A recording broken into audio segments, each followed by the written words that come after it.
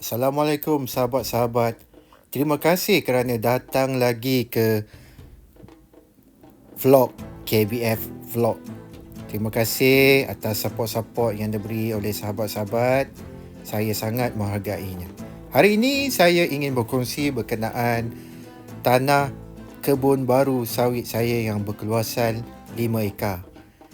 Kebun ini asalnya adalah ditanam dengan getah tua, dan lama agak terbiar oleh owner lamanya. Jadi saya telah berbincang dengan owner lamanya untuk memajak untuk saya bangunkan menjadi kebun kelapa sawit. Dengan keluasan 5 ekar, saya boleh menanam 300 pokok kelapa sawit.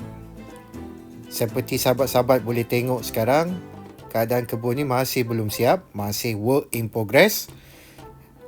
Dan kita boleh tengok dari situ backhoe, kontraktor yang saya guna ni menggunakan backhoe sebanyak 2 biji backhoe untuk mempercepatkan proses. Cuaca juga agak baik, Alhamdulillah. So saya harap kerja kebun ni akan selesai dengan kadar segera. Spek dia masih sama. Saya mesti pastikan saya mempunyai parit di keliling kerana kawasan ini terkenal dengan musuh-musuh kelapa sawit, contohnya kambing, kerbau, lembu, babi. So saya mesti elakkan, at least menyusahkan sikit lah untuk dia masuk. Kawasan landai cantik, agak cantik tanahnya seperti sahabat-sahabat boleh lihat. So harap-harap kita akan dapat mengerjakan segera. Nah, ini dia backhoe yang digunakan. Backhoe biasa aja, tapi power. Kontraktor yang saya gunakan ni agak cekap dalam menjalankan kerja. Agak cepat juga dibuat. Selepas saya mengukur tanah ini, selepas ditanda, kontraktor ini terus datang dan start buat kerja-kerja pembersihan kebun. So saya cakap dengan dia, kawasan ni perlu dibersihkan. Saya tak nak ada pokok di dalam kawasan tanah yang nanti akan mengganggu progres saya untuk menanam pokok kelapa sawit. Saya perlu lining. Dan juga kalau ada pokok-pokok yang seperti yang sahabat-sahabat lihat ni, ini akan menjadi sarang kepada binatang yang berbisa.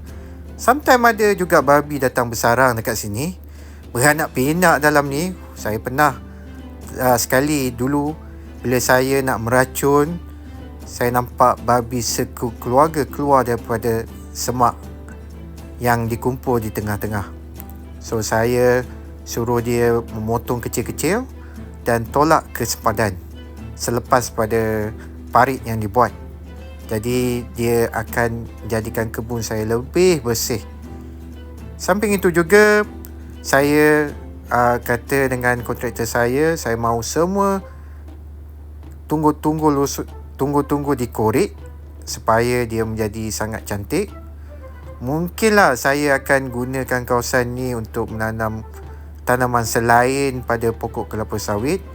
So ada cadangan daripada kontraktor untuk kawasan tanah ini dibajak supaya ia lebih subur dan kita boleh gunakan untuk menanam tanaman-tanaman lain sementara menanti pokok kelapa sawit mengeluarkan hasil. 3 tahun tu lama tu sahabat. At least adalah sikit cover duit untuk beli racun, baja. Sekarang ni, zaman sekarang ni, baja racun mahal sangat. So kita perlukan sumber kewangan sikit lah. Adalah modal sikit, tapi kalau ada top-up kan lagi baik. Senang hidup. So kawasan ni agak belukar. Di hujung tanah ni ada berair sikit, tapi tidak menjadi masalah. Bila kita buat parit, air-air ni akan terjun di kawasan parit ini dan kawasan ini secara automatik akan menjadi kering. So agak cantik tanah ni. Belakang ni ada lagi satu petak tanah. Saya cuba cari owner dia, manalah tahu kot dia berminat untuk dibangunkan secara usaha sama dan saya boleh memajak tanah ni. Harap-harap ada rezeki lah, InsyaAllah. Boleh tengok kan kawasan ni.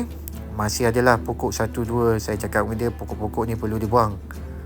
Pokok-pokok getah ni normally yang mana yang bersaiz besar akan dijual, akan dipotong kecil dan dijual kepada pemborong. Ada pemborong yang datang mengambil. Jadi bolehlah top up sikit duit-duit kopi kepada pemandu backhoe ni. Nampak tu ada sepadan bertanda merah.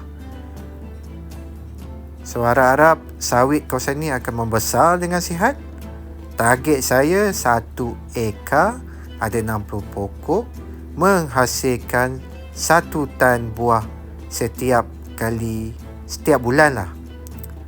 Target juga pokok ni boleh menghasilkan penghasilan setiap 2 minggu seperti kebun-kebun saya yang lain.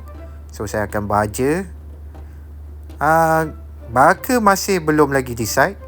Ada beberapa baka lah. Saya sangat suka dengan Khalid 600 Sam Dhabi, keluaran Sam Dhabi. Sangat cantik baka dia. Tapi agak sukar untuk mendapatkan baka tersebut buat masa ni.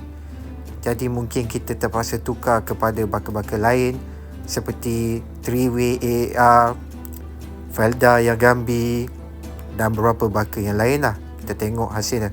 Dan saya suka juga menggunakan baka yang bersaiz besar yang telah berduri 18 bulan dan ke atas, kerana pokok ini kurang risiko diganggu oleh musuh-musuh tanaman seperti babi. Kalau pokok-pokok kecil ni kita kena tambah kos sikit lah. Walaupun kita ada parit, tetapi babi ni pun pandai juga. Dia boleh lepas. So kita pakai zinc, kita lilit, itu dah tambah lagi kos. So better lah pakai yang besar. Kita tak payah nak sulam banyak kali. Tapi modal agak keras lah. Sekarang semua benih-benih ni naik dengan mendadak lah. Dulu saya taklah dulu sangat. Kurang 8 tahun dulu, 7 tahun dulu, harga 18 bulan baru dalam 35, 30, 28 ringgit. Tengok pada berapa kuantiti kita. Sekarang ni 50, 60 sekali dengan penghantaran. So kita lihat backhoe beraksi. Okey, sahabat.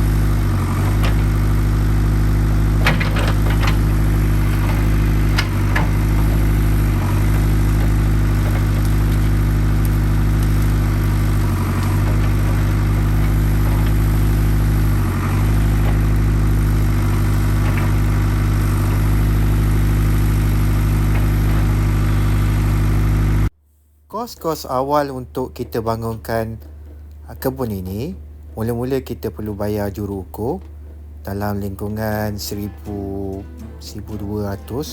untuk keluasan 5 ekar. Juru ukur ni akan datang, ukur, cari batu sepadan dan pastikan kita tidak keluar daripada sempadan yang sepatutnya. Sebab ini akan jadi isu dia akan datang lah. Better kita tanda siap-siap kawasan kita. Yang kedua, saya menggunakan backhoe. Kontraktor yang saya gunakan ni, charge saya RM1,800 lamsam untuk 1 ekar. Kos untuk menebas, membersihkan kawasan dan menggali parit. So total ada 5 ekar. Semua sekali kos yang dikeluarkan adalah sebanyak RM9,000 untuk kos pembersihan. Selain pada kos ini, saya perlukan kos untuk buat pintu pagar. Just simple lah, dalam 1,800, 1,500, 1,800 estimate, untuk mengelakkan pencerobohan. Lepas kita buat parit, kita just pastikan hanya satu pintu saja keluar dan masuk hasil di masa depan dan masa akan datang lah. Jadi mudah untuk kita untuk pastikan tiada kejadian kecurian. Semoga perkongsian saya ini boleh membantu sahabat-sahabat yang berminat untuk membangunkan kebun kelapa sawit. Saya boleh katakan kebun kelapa sawit ini agak mencabar, sesuai untuk orang yang sukakan cabaran. Tapi hasilnya agak memuaskan. InsyaAllah boleh membantu kita membantu kita untuk mendapatkan duit tambahan selain pada gaji harian kita. Kita boleh buat saving, macam-macam kita boleh buat dengan hasil sawit ini. Mungkin kita boleh luaskan kawasan sawit kita. Bila kita dapat hasil, kita simpan, kita pajak tanah orang lain lagi, dan so on lah. So daripada 1 ekar mungkin menjadi 2 ekar, 3 ekar dan seterusnya. Bagi saya, pendapat saya, untuk memastikan hasil yang kita keluarkan optimum, kita memerlukan sekurang-kurangnya 10 ekar tanah. Jadi kalau ada 10 ekar tanah, kos tu lebih minimize. Kos racun dapat dikongsi, kos membaja dapat dikongsi, compare dengan tanah yang kurang pada itulah. Sebab harga-harga upah buruh pun agak mahal. Melainkan kita nak buat sendiri. Semua benda kita buat sendiri, meracun, membaja, pruning, tanam. Kalau kita mampu buat sendiri, itu adalah lebih baik lah. Jadi kos pun dapat dijimatkan lah. Jadi harap semua yang melihat video ini dapat mendoakan saya agar saya boleh memastikan kebun ini mendatangkan hasil, dan seterusnya hasil ini dapat dikongsi dengan tuan punya tanah ini. Seperti yang saya maklum, tanah ini adalah tanah pajakan. Assalamualaikum.